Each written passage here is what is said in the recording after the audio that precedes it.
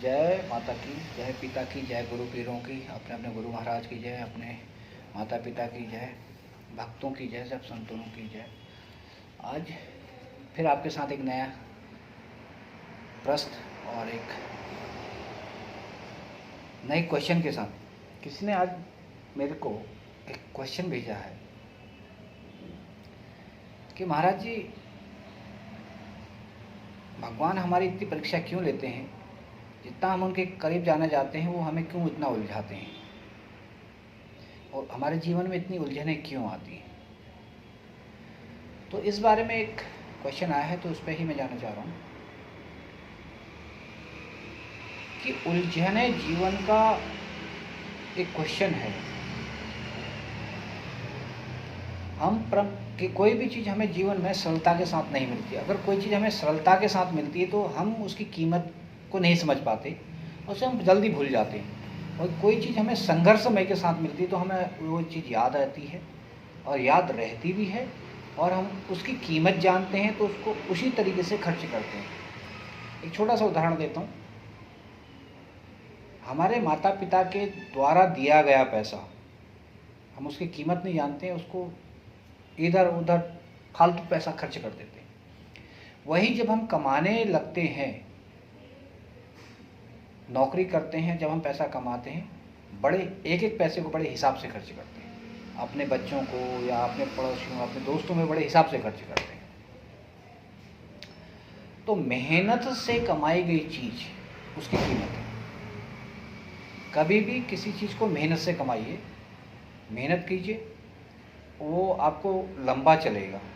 इसी प्रकार से भगवान का है, जब हम भगवान की भक्ति करते हैं और उसमें उलझनें आती हैं, क्योंकि उलझनों आने का एक कारण है कि हमारा अंतःकरण कितना शुद्ध है, हम कितने शुद्ध हैं, हम उस परमपिता परमेश्वर की जो भक्ति कर रहे हैं वो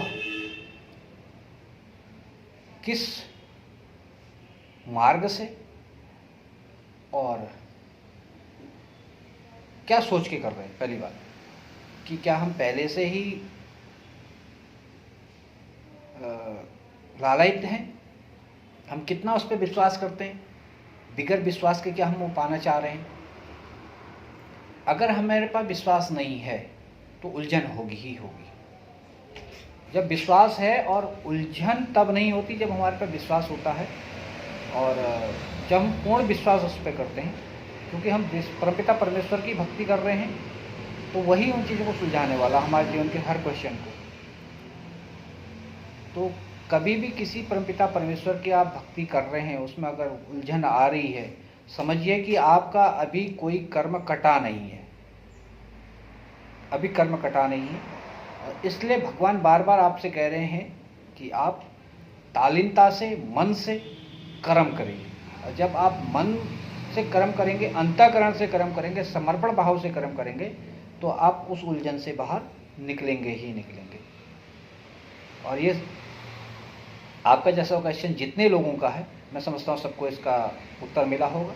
आइंदा से कभी भी भगवान की भक्ति करें या गुरु की भक्ति करें, किसी की भी भक्ति करें या किसी के सानिध्य में रहें, तो समर्पण भाव से रहें।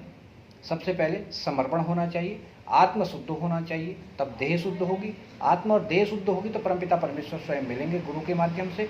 और डायरेक्ट किसी को कुछ नहीं मिलता, गुरु पकड़ना पड़ता है, गुरु ही वहाँ तक ले जाता है। जैसे माता पिता के बगैर हम धरा पे नहीं आएंगे, और बिगर माता पिता के हमें गुरु नहीं मिलेंगे, और बिगर गुरु के हमें भगवान नहीं मिलेंगे। इसलिए इस धरा पे किसी एक को गुरु बनाना पड़ेगा। माध्यम होता है, हम स्कूल जाते हैं तो भी वहाँ गुरु होते हैं, आध्यात्मिक के यहाँ जीवन को चलाने वाले गुरु होते हैं।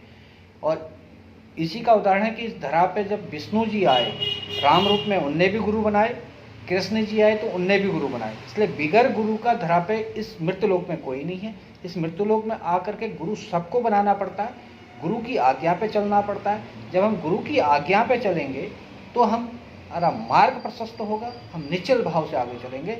इसलिए मेरी सबसे आशीर्वाद भी है, प्रार्थना भी है, निश्चल भाव से, और दूसरा समर्पण भाव से अपने गुरु की या अपने देव की, जिसकी भी भक्ति कर रहे हैं, निश्चल समर्पण भाव से कीजिए। आपका मार्ग प्रशस्त होगा, क्योंकि उलझाने वाले वो नहीं है, हमारी अंतःकरण की जो इच्छाएं वो उलझाती हैं, वो तो सुलझाते हैं।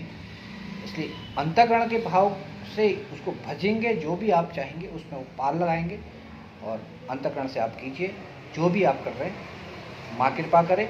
जय माता की, जय भोलेनाथ की। अपनी अपनी माता पिता की जय हो, गुरु पीरों की जय हो, गौ माता की जय, भारत माता की जय हो। जय माता की। खुश रहिए, सदा खुश रहिए, अपनी सेवा प्रथम कीजिए। जय माता की।